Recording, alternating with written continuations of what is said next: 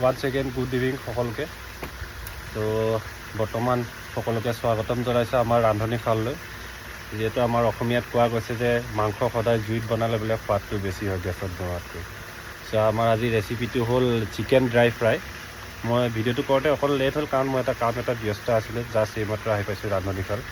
চ' আপোনালোকে চাই থাকক আজি কি বনোৱা হ'ব আমাৰ এই জুইশালত। ইয়াত দেখিছে চিকেন মাংস, ব্ৰইলাৰ মাংস বৰ্তমান ভাজি আছে। ইয়াৰ আগতে ইয়াত কিছুমান বস্তু দিয়া গৈছিলে, যেনেকৈ আপোনাৰ খাটি সৰিয়হৰ তেল, এইটো আকৌ হনুমান নহয়, এইটো আপোনাৰ ধাৰাৰ। তাত দিলে আপোনাৰ লং, ইলাইচি, দাইলচেনি আৰু শুকান তেজপাত। তাৰপিছত কণ্টেক ভজাৰ পিছত তেওঁ দিলে তাত ইয়াত কেঁচা পিঁয়াজ আৰু কেঁচা জলকীয়া। সেইটো ফ্ৰাই কৰাৰ পিছত প্ৰথমে এতিয়া মাংসটো দিছে, তাৰপিছত বাকীখিনি ইনগ্ৰেডিয়েণ্টছ দিয়া হ'ব, যেনেকৈ গৰম মছলা, হালধি, শুকান জলকীয়া পাউডাৰ, ধনিয়া পাউডাৰ। আপোনালোকে চাই কৰি থাকক এই ভিডিঅ'টো। আৰু লগতে আজি আমাৰ বিশেষ অতিথি এজন আহিছে। তেওঁ অন্য এটা জেগাৰো নহয়, ইয়াৰে আমাৰ চাৰিআলিৰে লোকেল, সকলোৱে চিনি পায়। আমাৰ লগত আছে কৃষ্ণ দা। নমস্কাৰ।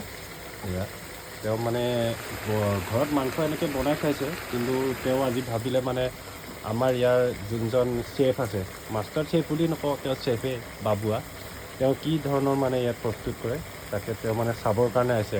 একচুৱেলি অবজাৰ্ভাৰ হিচাপে আহিছে, অবজাৰ্ভেশ্যনত মানে। বাবুৱা মানে কি, বাবুৱা মটন খাইছোঁ, চব হাঁহ খাইছোঁ ফাৰ্ষ্ট ক্লাছ, চিকেনটো চাইছোঁ মানে আজি চাওঁ সি কেনেকৈ বনায়। কিন্তু মোৰ হিচাপততো আজি আৰু বেষ্ট হ'ব। ঠিক আছে, ভাল লাগিল কৃষ্ণদা আপোনাৰ এই পৰামৰ্শ শুনি। চ' আগলৈকে চাই গৈ থাকক আপোনালোকে ভিডিঅ'টো।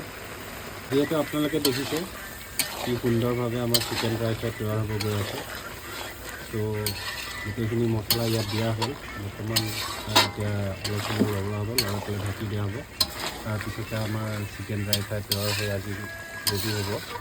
চ' মোৰ ভিডিঅ'টো আজি ইমানতে সামৰণি মাৰিছোঁ। সকলোকে থেংক ইউ। আকৌ পুনৰ আপোনালোকৰ মাজলৈ উভতি আহিম কাইলৈ আন এটা এই ধৰণৰ ভিডিঅ'লৈ। Thank U.